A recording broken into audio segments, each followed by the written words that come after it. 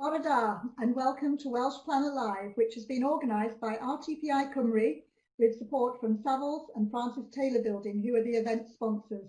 My thanks to all involved.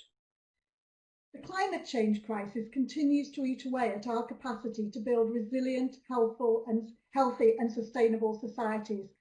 And whilst it's not an easy pathway, planning and planners sit at the vanguard of the solutions. This week has been a very special week of discussion and debate focused on climate action. Leading by example is important, and yesterday saw the launch of the RTPI's Climate Action Plan, which places the Institute on a trajectory to achieve zero carbon position in 2025, the first institute to commit to doing so. A theme that has come through strongly from the discussions and debate this week has been the importance of placemaking. So it was a real pleasure to see the Placemaking Wales Charter launched by Minister for Housing and Local Government Julie James MS at the Welsh Planner Live 2020. Led by the Welsh Government and the Design Commission for Wales, the Charter outlines 6 principles that cover the range of considerations that contribute to establishing and maintaining good places: people and community, public realm, movement, location, mix of uses and identity. These principles will require those involved in the planning system to think of places and wellbeing holistically rather than in isolation, adopting a whole place approach rather than just looking at a single development or land use in isolation. The RTPI is delighted to be a signature to the Placemaking Wales Charter, which commits the organisation to support placemaking in all the relevant areas of its work. Planners are at the heart of making people-focused, active and distinctive places, and we welcome the cross-disciplinary approach that the Charter promotes. And as if that wasn't enough, this week is also the week that the National Development Framework was laid in the Senate. On behalf of the RTPI, I want to congratulate the Welsh Government on progressing this important plan that can help shape the future of Wales in these difficult times. As part of our Plan the World We Need campaign, RTPI Cymru called for the NDF to come forward as a priority to provide a much-needed framework to strategically guide development in Wales. It will have an important role to play in identifying infrastructure projects at a time when there's uncertainty around the future of planned projects and infrastructure finance, and as the UK leaves the European Union. So of particular relevance to the theme of Welsh Planner Live 2020 is the recognition in the latest version of the NDP that climate change, which is very much the focus of this week, goes beyond decarbonisation, and we support the inclusion of the reference to climate resilience in the plan outcomes. So, turning to today's webinar, our focus, Plan the World We Need, and asking how are others addressing climate action around the UK. Now, a few housekeeping points before I introduce our speakers. If you're tweeting, please can you use the hashtag WalesPlanLive2020. And if you have any questions for our speakers during the session, please can you submit these by using the question function, and I'll pick these up after we've heard from each of our speakers.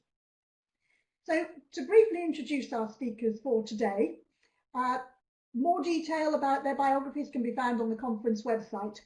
But the first speaker will be Simon Power, who is Chair of RTPI Cymru. Simon works for Mott MacDonald and will be sharing the findings of his PhD research on the climate response of UK cities and encouraging place leadership. Simon will be followed by Jen Heal, who is an urban designer and planner with a particular interest in placemaking in new and existing town centres and neighbourhoods.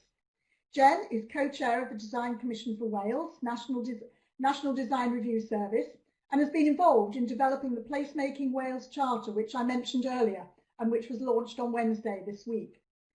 And our last speaker will be Barbara Cummins, who is Director of Heritage at Historic Environment Scotland and Senior Vice Convener of RTPI Scotland. So having given you an overview of our speakers, I'd now like to hand over to our first speaker, Simon Power. Thank you.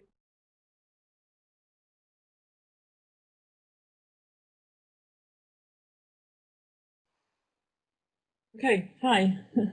Hi, I'm Jen Heal. I'm a design advisor at the Design Commission for Wales. And I'm just going to talk as a kind of an overview and an introduction really to the subject about what's happening in Wales and where Wales is going with climate action, in particularly in relation to some of the things we've been involved with at the Design Commission for Wales. As many of you will know, the Welsh Government declared a climate emergency in April last year, along with the rest of the UK, signalising the importance of tackling issues around climate change. And I know that many local authorities have also individually declared climate emergencies as well, which has led to action. But obviously that wasn't the start of the story, and particularly in the planning world, things go a lot further back than that. But increasingly, Wales has become more independent, has been doing its own thing separate from the UK on a lot of issues that touch on climate change and climate action. So this just highlights some of the acts that have come forward as part of that: the Environment Act, the Active Travel Act, the Planning Wales Act, and significantly the Wellbeing of Future Generations Act, which made Wales one of the first nations to legislate for sustainable development. I think that the emphasis on the quality of planning and how that fits into sustainable development and climate action has been quite strong in Wales from that point. Just to touch on some of the things that we've been working on at the Design Commission and that are relevant in this area. So feeding into Planning Policy Wales, which was updated December 2018, and the aim of which is sustainable development, but puts a more significant emphasis on placemaking, which we were very keen to see. And I'll talk a little bit more about the placemaking charter, as Sue mentioned earlier, that comes from that. Also the National Development Framework, as has been mentioned, which makes important national strategic development considerations and location considerations, all of which are important to making sure we're doing the right thing in the right place, which those very early decisions can have a big impact further down the line. Something that we've been involved in for the last 4 years is the Innovative Housing Programme, which Welsh Government have been running, which seeks to not only increase the amount of affordable housing that's being developed, but also to ensure that that is as sustainable as possible, particularly looking at decarbonisation of new homes and modern methods of construction. And we've just completed a series of design reviews on those applications for this year, which is year 4 of that funding. It's interesting to see how those projects moving forward can help to shift the direction of housing delivery in Wales, and encourage better practices, both in the way that housing is delivered, its embodied carbon, and then the ongoing carbon and costs of running those properties. Of course, the big challenge that we do have is the decarbonisation of existing homes in Wales, which is a huge task, and the Better Homes, Better World report and the work coming out of that is seeking to tackle a lot of those issues.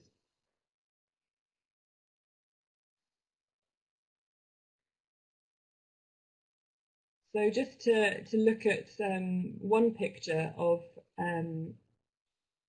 what's happening in Wales, and this is a sort of snapshot of greenhouse gas emissions published by Welsh Government, and how the importance of planning and those initiatives that I've talked about in shaping this picture, really. And the data shows that the two big areas there, energy supply and business, have been declining in terms of greenhouse gas emissions. Partly to do with the change in business in Wales away from manufacturing, but also the increase in renewable energy supplies, and an action that's been taken to improve the way business is being done.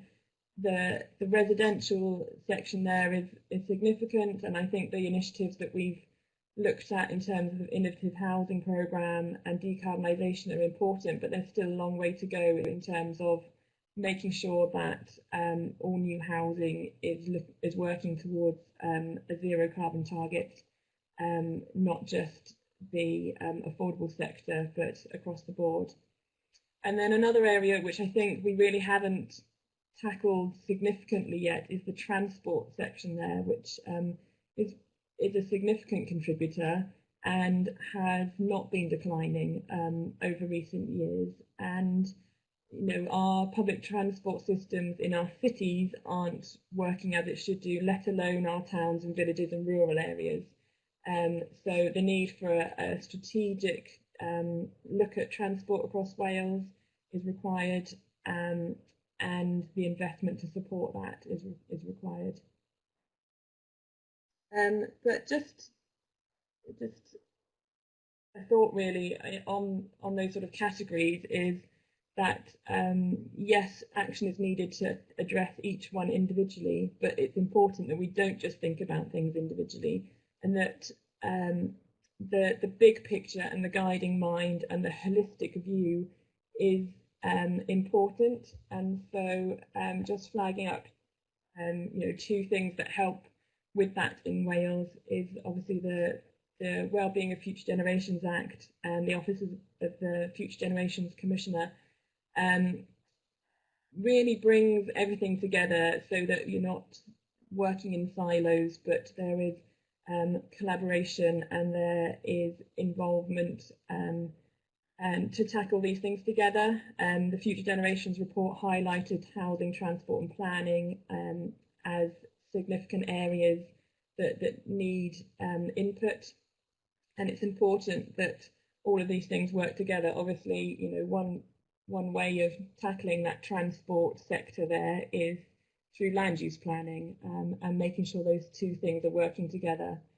And so in all of those plans and proposals and strategies and where money is being spent, the wellbeing of future generations should be the guiding mind there. Sue very kindly introduced the Placemaking Wales Charter, which was launched at the conference on Wednesday. If you haven't seen that, you can watch that back, and you can also go to the Design Commission for Wales website to find it there. And we've been working with Welsh Government and the Placemaking Wales Partnership, which is made up of a multidisciplinary group to put together 6 principles for placemaking. And the idea of this is that we realise that developing places is not just the domain of one profession. It is very much a multidisciplinary pursuit, and I think that's where the power of that partnership comes from, and there is buy-in to this from a range of disciplines, and that each of the principles in that charter are about creating places that are sustainable and that help us develop in a responsible way. So, like I mentioned previously, the location and where we develop is a very important first step as to how sustainable we can be, how good our public transport and active travel connections are, influence how we can move around in a more sustainable way, and the mix of uses in each place will enable us to have those sort of short journeys on foot on public transport without the need to travel quite so far. So I'd encourage you to have a look at the charter. There is also a placemaking guide document on the Design Commission for Wales website which expands on that further and looks at all of these aspects in more detail. And what the charter and the guide proposes is that people and community are at the heart of placemaking, and people and community are at the heart of climate action in terms of the shifts that are needed in action, but also the way we live, how we live, our lifestyles, and how they are aligned to climate action and what is needed there. So I wanted to keep it brief because I wanted to allow time for discussion, but that's an overview of some of the things that we've been involved in at the Design Commission most recently, and some of the picture in Wales. So thank you very much. Thank you ever so much, Jen. And if we can now perhaps try and see if we can hand over to Simon. Hopefully everything's up and running now.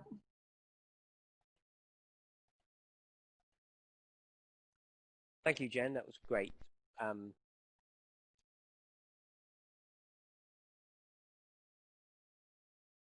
There we are. Thank you. So if we go to the next slide, please.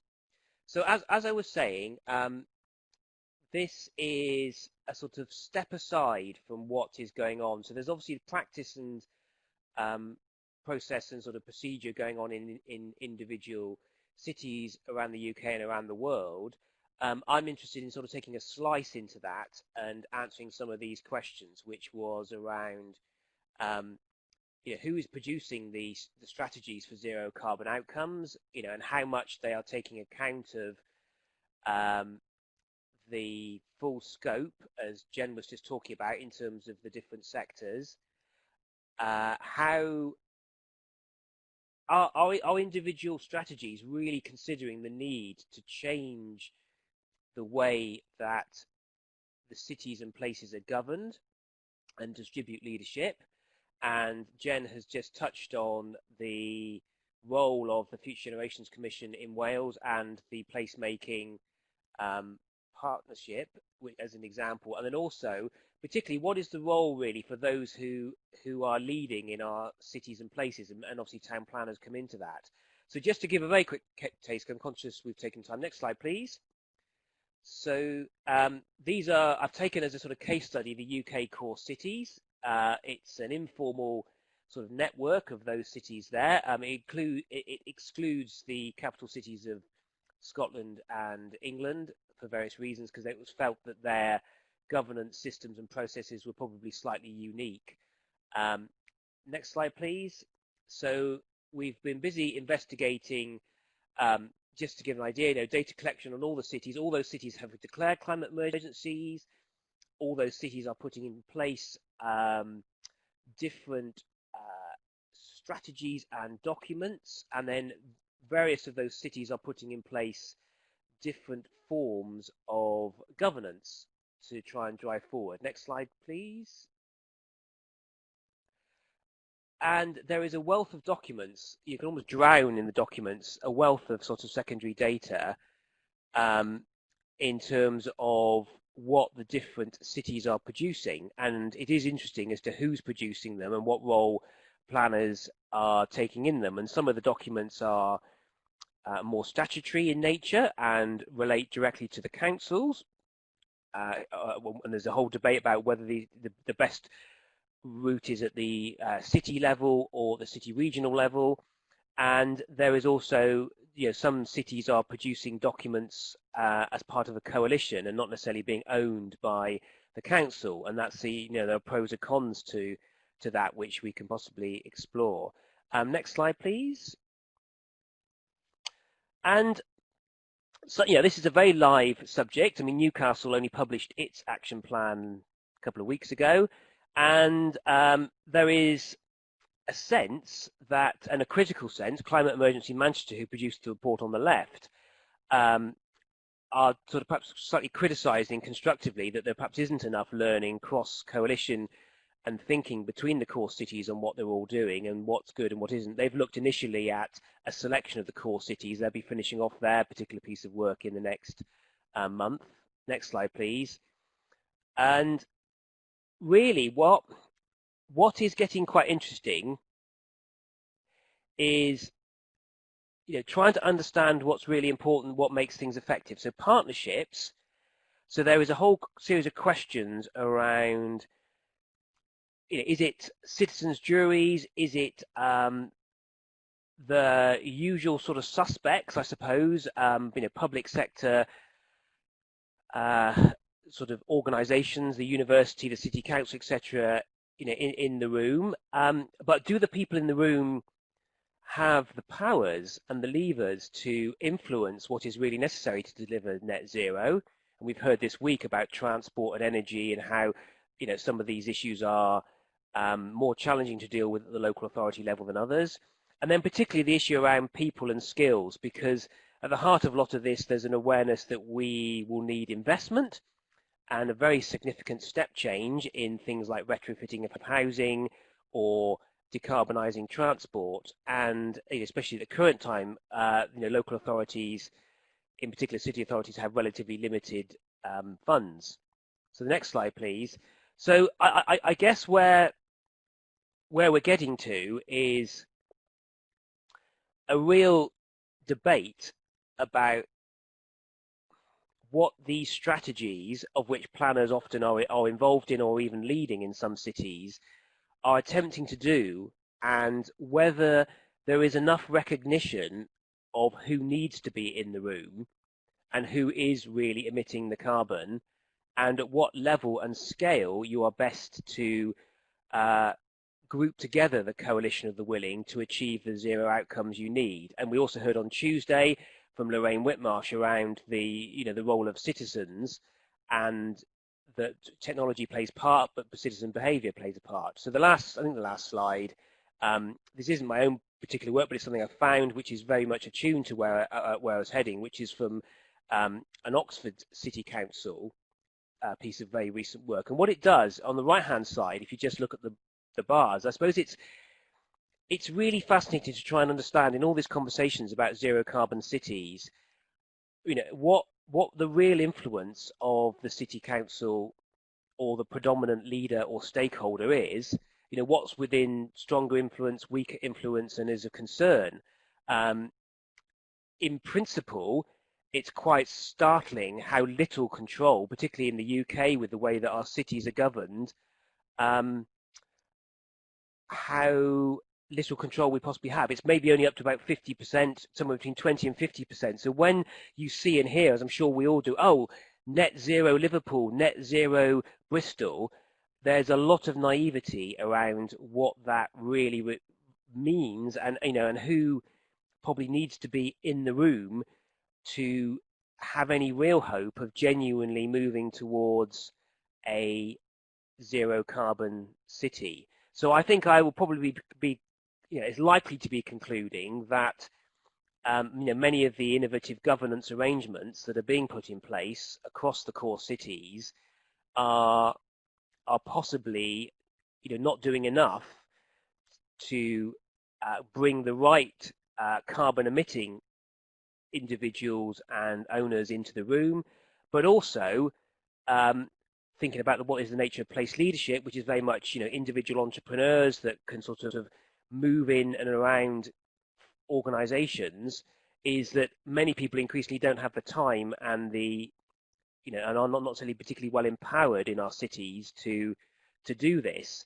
And I think there is a lot of sort of soul searching about, well, yes, we all know something needs to be done, but where is the right level?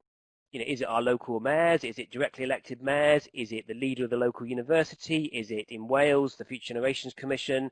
Is it our politicians? Is it community leaders? Which is the right sort of level to, and is it, of course, town planners and leaders of city council placemaking departments? So I just wanted to raise a couple of questions around that, and that's all I was really going to say. So thank you.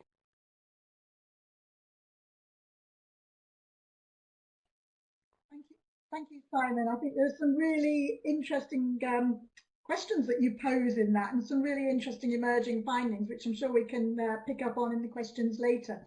So if I can possibly now hand over to Barbara Cummins for our final presentation. Thank you, Barbara. Thank you, Sue. Good morning, everyone. I'm delighted to have been asked to speak to you this morning about how we are approaching climate change in Scotland with a heritage twist. The warming stripes graphic you can see is a visual representation of the global change in temperature as measured over the past 100+ years. Each stripe represents the global temperature averaged over a year and shows stripes turning from mainly cool blue to mainly warm red. It shows that the top 10 warmest years recorded in the UK have now all occurred since 2002. With the pace of change accelerating, it's now more than ever crucial that we take action, so I'm going to subvert a famous line from Edmund Burke: "The only thing necessary for the triumph of climate change is for good planners to do nothing." I'm going to talk a little about the Scottish context, particularly with reference to RTPI Scotland and our response to the call for ideas for National Planning Framework 4, Scotland's National Plan, then home in on some of the things happening in my role as Director of Heritage at Historic Environment Scotland, or HES as I will refer to it from now on. At the moment we tend to focus on the immediate crisis in front of us, but the effects of climate change will be with us for generations. The enhanced status as a statutory document approved by the Scottish Parliament and longer life cycle of NPF4 means that to be effective it needs to be durable and truly visionary. So while our views on some of the things we want to achieve around climate change may be affected by our natural reaction to what's happening now, we need to think beyond that and encourage our politicians to do so too and not see everything purely through the COVID lens. Having said that, as RTPI Scotland highlighted in our paper to the Scottish Government, the COVID emergency has highlighted a number of issues that will have an influence on the way our built environment needs to change. Issues about how we ensure people have equal access to the things they need, how the built environment will be changed by new behaviours, and how our towns, cities and villages will look in the future, given possible new opinions on design and density, to minimise not only carbon emissions, but virus transfer. And that's on top of how we take forward and stimulate an economy that serves everyone, whilst protecting and enhancing our environment. Some of our big ideas for inclusion in NPF4 had a direct bearing on the response to climate change. NPF4 needs to guide regional spatial strategies and local development plans to respond to the climate emergency, given issues such as energy production and transmission, flooding and coastal erosion transcend boundaries.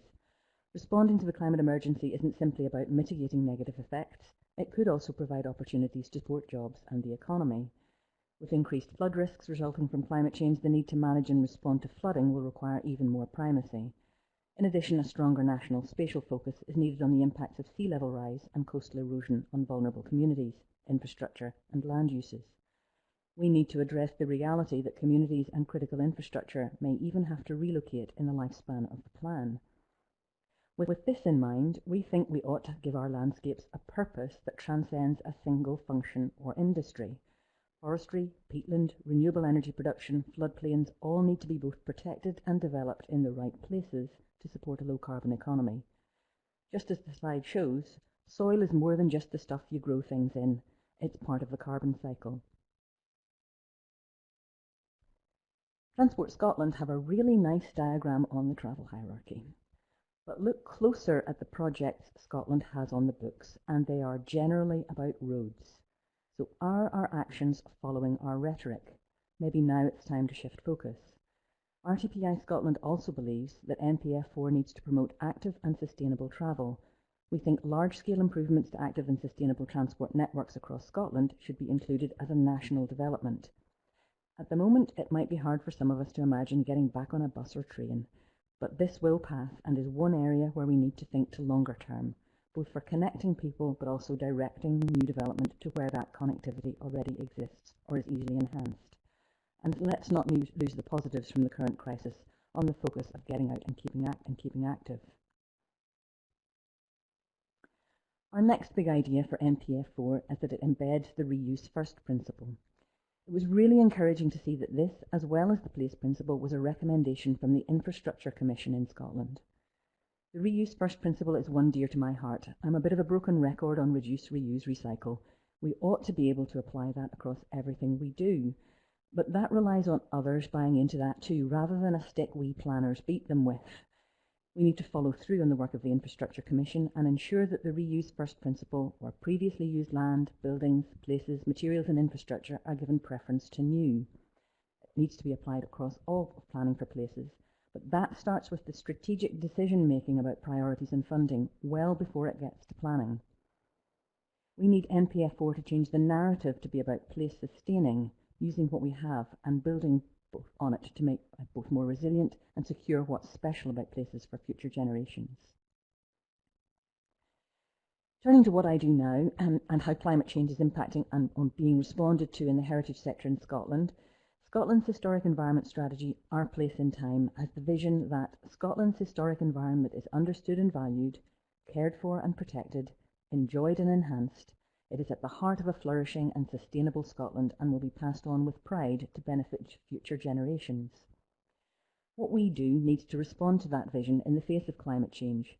We have some truly iconic sites in our care. Just a few here are Urquhart Castle, Kilhern Castle, Musabroch, Fort George and Tantallon Castle. At HES, we've been working not only to understand what's happening to the climate in relation to its effects on our properties, but to make that problem real. You'll have noted from the previous picture that many of our sites are coastal or beside water.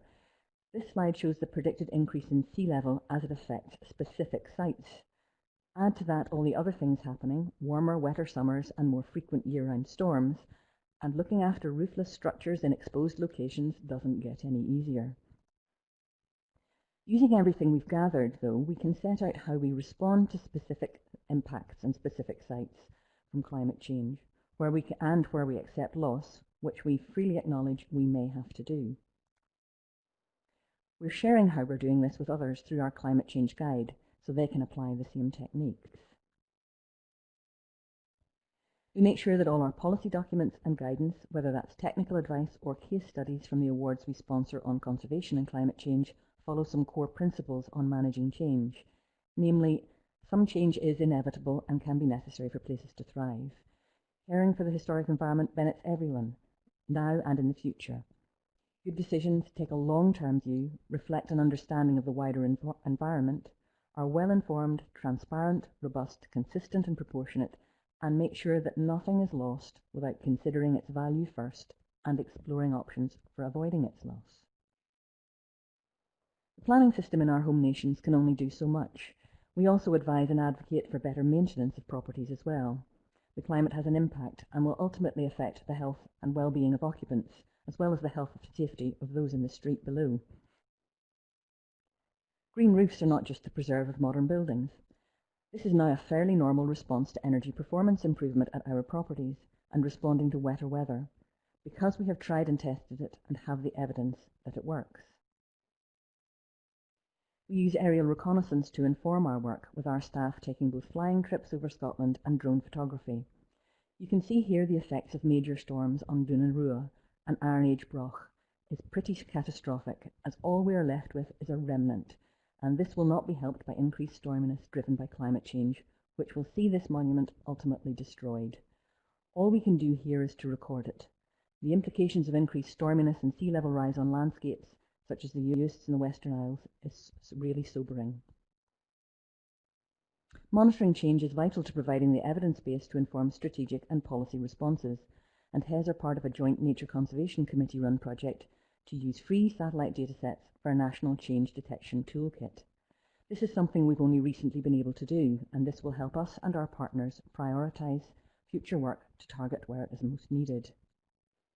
Recently, we've been looking at heritage through the lens of the Black Lives Matter campaign. Just as the slave trade is a terrible legacy, climate inaction today would leave a catastrophic legacy, and we cannot plead ignorance. A recent example of the catastrophic effects of a wet summer in Scotland is the Union Canal breach. You can see the impact from drone footage we took working together with Scottish Canals.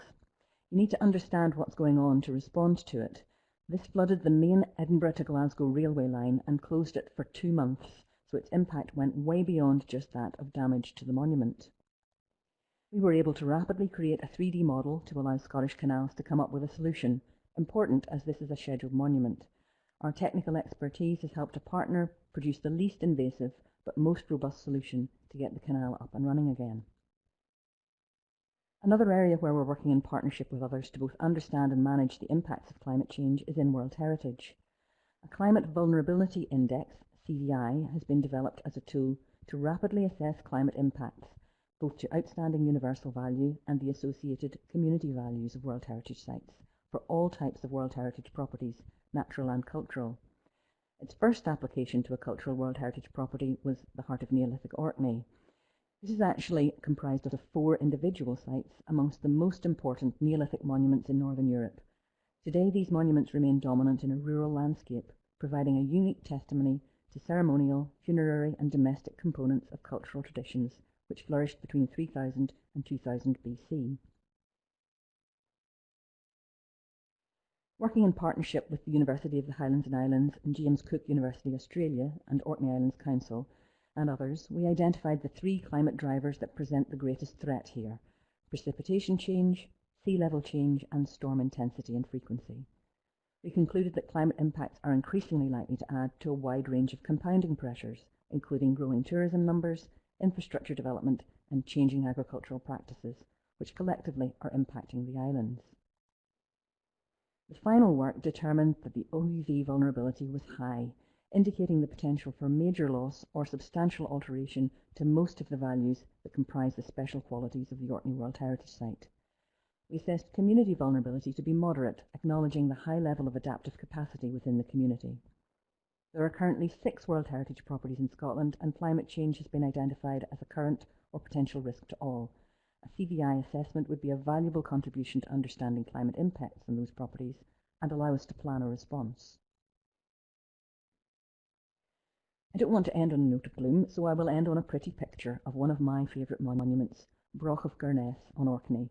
Remember the Broch on Pabby that is just a faint remnant? From what I've outlined today, we can say that we know what is happening and we are developing responses to the impacts of climate change. So I hope this is one of those special places that contribute so much to our well-being, our connection to the past, to tourism and the economy that we will pass on so future generations can enjoy it as much as we can today. Thank you.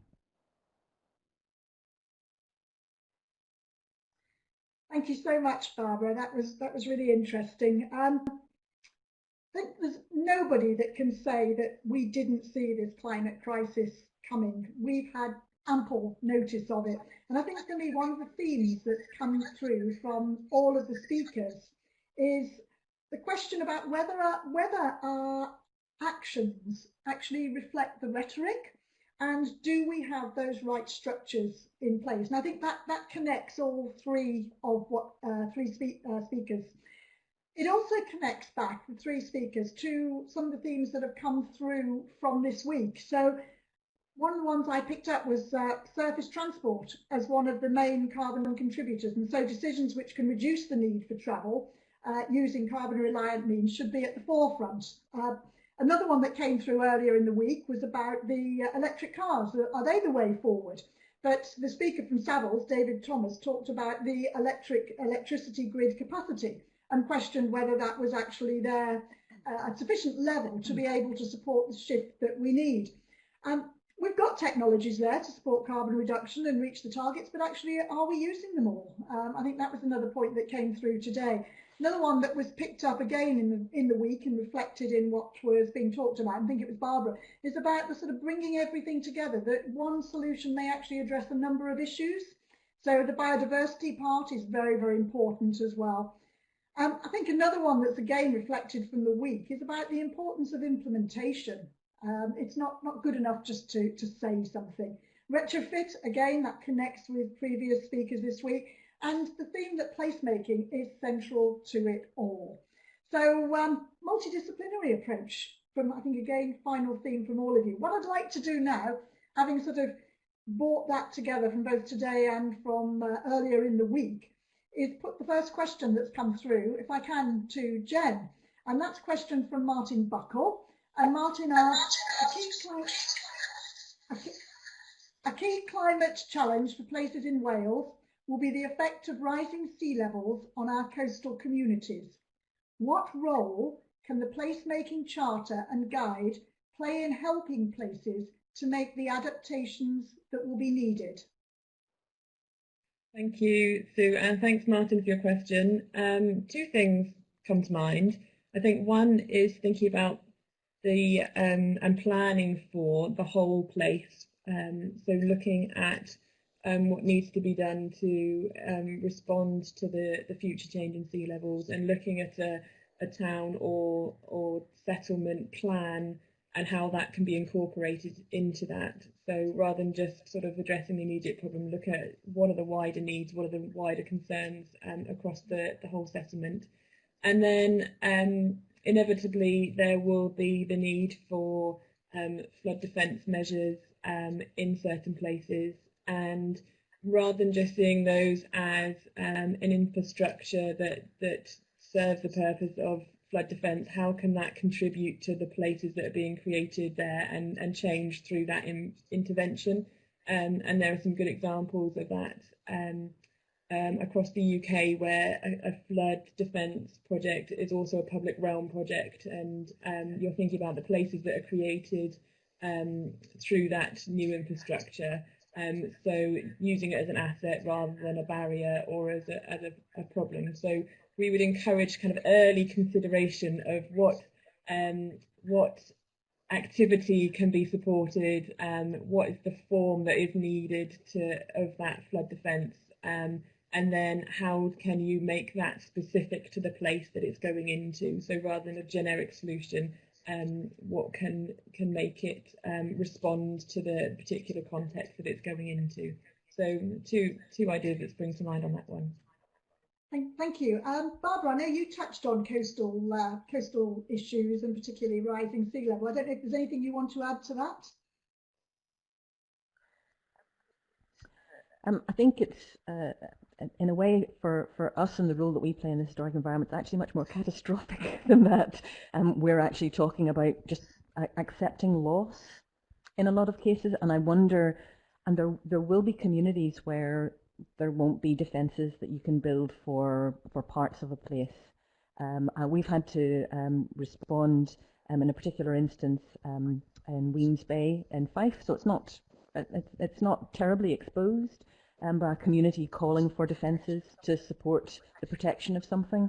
But actually you have to look beyond that immediate place and the areas around it. So you defend one little bit, you're moving the problem further along the coast. So it is that total place approach, which sometimes can be at almost a regional level because of the nature of a place. And the conclusion there was because they were trying to protect ancient caves, that actually we'll work with the community and we'll work with what we've got.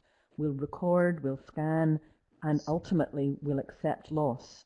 That may take a couple of generations, but it's simply not appropriate when you look at the context to pick on one thing to protect it. And actually you've got to accept that there are some things that simply won't be saved in the long run. So rather depressing, but again, it does take that place-based approach. It's not just about... I think it also reflects something else you said that struck a chord with me, and that is the length of time the impact of climate change will be with us. Simon, I know when you had your list of core cities, there were very, very few that were coastal, but I know there were a couple, and I really wondered if you've got any thoughts on this, and perhaps has this come up in the research that you've done? Yes, only in the sense that I think that getting stakeholders to agree on adaptation and the measures that need to be taken is sometimes easier than dealing with the net zero mitigation challenge, because ultimately my sense is that the, perhaps rightly or wrongly, adaptation, it's probably more of a technical solution in the main. It involves, the Environment Agency or Historic England, Scotland, Wales, working with each other, working with the council, and to some degree, there's a sort of it can work with a certain similar communities in the room. Net zero requires, organisations, consumer behaviour, and food and I don't know, infrastructure, and it involves a lot more different stakeholders, and obviously we've all got to do our bit. So I think there's something unique, and it is often helpful to try and split the two conversations apart a bit. I mean, clearly of course there's a linkage, but a city like Belfast I know is doing quite a lot of work on its adaptation to climate change, but that's probably politically a bit easier to deal with than the much harder challenge of actually getting everybody to consume a bit less and travel a bit less, because that has these huge economic impacts that we're talking about. So that's probably the one take I would have on it. I don't know whether others would agree. I think that's very, very interesting what you're saying, and also that point about getting the right people around the table. And Barbara, you were going to come in on that. Yeah, I was going to come in on that because I would agree with Simon, except I think it's around the incentive to do these things as well. And of course, one of the things that really cheeses anybody in the heritage sector off is VAT. And you know, we'd like to see a level playing field for people who are trying to adapt existing buildings versus build new. Now, of course, in planning we deal with both, and we need both.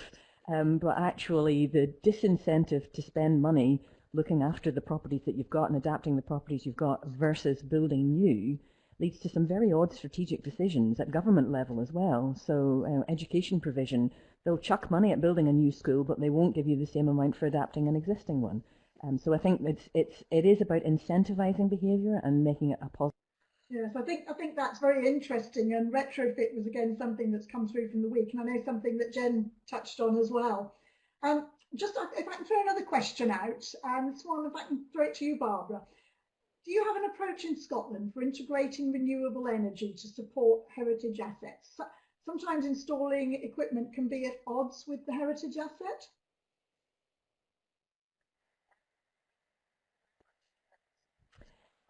We very much support renewable energy development, and in fact a lot of renewable energy developments fund community heritage projects as well. So big wind farms aren't just big wind farms, they're in a landscape, and quite often they're doing good things as well as sometimes maybe not so good.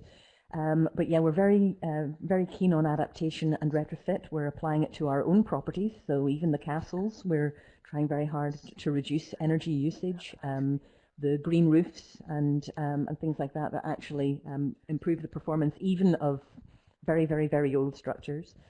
It's not always possible, it has to be said, and sometimes one of the issues that we come up with is the way that we consider the performance of buildings. So you know, you've got to think about the structure of a building, how that building performs and behaves. So it's not just about its energy rating, it's actually how comfortable it is to live in. So what's a draft versus air circulation? Always a hot topic. We've in the past been criticised for saying things like put up thick curtains. Actually, they work, but you can't measure that. Yeah, we've very much got a lot of technical advice on the right insulation to put in to improve buildings, the right technology, so that it's not just renewable energy bling, it's actually right for the property. And we're seeing it more and more. Even Scotland has enough sun for solar panels. And we're seeing it more and more on buildings. And it's possible to do it in nearly every situation. There's hardly. I know, thank you ever so much, Barbara. I know, Jen, that was something you touched on in your presentation, the issue of retrofit, the issue of standards and the difference. I don't know if there's anything you want to add on that. Yeah, well, I think the previous point about reuse of existing buildings is really important, and you know, we always question a project that comes into the design commission that proposes demolition as to, you know, have you fully explored all the options for reusing what you've got, because, you know, you've got a lot of embodied carbon there already, and you know, the impact of taking that away and replacing it is significant. I do think there's you know, Barbara makes an important point about VAT and the impact that has. But there's a growing movement from ensuring we make the most of what we've got, and, you know, growing architecture practices who are focusing on doing just that. So you know, that's certainly something we encourage. The decarbonising existing homes is a huge challenge, both in the social housing sector and private housing sector. You know, we've got industrial towns across Wales which perform very low and require a lot of work, but the pace at which that needs to be done is significant to make an impact in the timescales that we need to do it. And the innovative housing programme is looking at new housing and what can be done there. But you know, there is a lot. You know, a lot of the houses that we will be living in 50 years' time exist now, so we need to be looking at those. Thank you. Simon, I think that links again in terms of the work that you've been doing. And it links in a way that I think is quite interesting because it's about bringing all the right people into the room. And you raised the question about whether we have got those right people. You talked about sometimes you've got planners there, sometimes you haven't. And I wondered if there was a difference as a result of planners sort of leading or just being players. And the other one, I think, again, it connects back to what Barbara was saying and to what Jen's been saying. It's about the bigger area, isn't it? Is it just, because your research is focused on cities and city regions, but actually, is there a need to start to look at the broader relationships between those areas that are outside of the cities? How does that sort of fit together? I don't know if you've got any thoughts on that. I think, thank you. I think on the, generally the planners are in the room. I think it is because as a profession and the documents and, whichever nation you look at, and particularly at the cities, the big cities, of course, traditionally this stuff has come out of adapting and modifying existing city plans to move from a resilient Belfast or resilient Glasgow to a sort of zero carbon Glasgow. The same sort of narrative continues, and you'll see often some of the same individuals. I think the challenge around net zero is, clearly the physical infrastructure and new consented development can only ever go so far. Yes, if you're really lucky, new development can be a catalyst for reaching back into an existing area and encouraging new interventions, whether they be transport or social. But if we're really honest, there's the oft quoted, 90% of the homes we're going to have in 2030 are the ones we've got now, or whatever statistic you want to choose to indicate that the planning system, I think, is actually quite fit for purpose in terms of delivering zero carbon, but that's only the new stuff and it's not the existing. And the final point was just really around clearly when you look at the sectors and who's actually doing the admitting, then there's quite a lot that's not in the control of the planning system, whether it be the trunk roads, and principally things like farming and industry and consumer behaviour. So there are opportunities where the planning system can influence those at tipping points, as Lorraine Whitmarsh at the beginning of the week indicated, but they're quite selective opportunities. And we all, if we, extreme example, but if we all stopped eating meat tomorrow in our city, then that would be as significant as any amount of passive housing or something, if you see what I mean. When you take that logical view about where the emissions are coming from, not that I'm necessarily advocating that, but that's just an example. But or if we stop flying, if all of us took one less flight a year, that's as significant as building this amazing, passive house sort of cycle nirvana out of say 10 to 15 homes on the edge of a big city. If I can I respond to that? I think that's an important point, and sometimes these sort of initiatives of we're going to make all housing zero carbon by this date, are important, but we can't do that and then just carry on with other practices that are not contributing. So I get concerned when you sort of have one thing that everyone is aiming towards, but then we carry on travelling the way we do, we carry on consuming the way we do, when everything has to align towards the goal, doesn't it? So I think we can be distracted sometimes by one particular target, whereas there are lots of smaller changes that need to take place beyond that. Great network of effort. I think it's important not to forget some of the other things.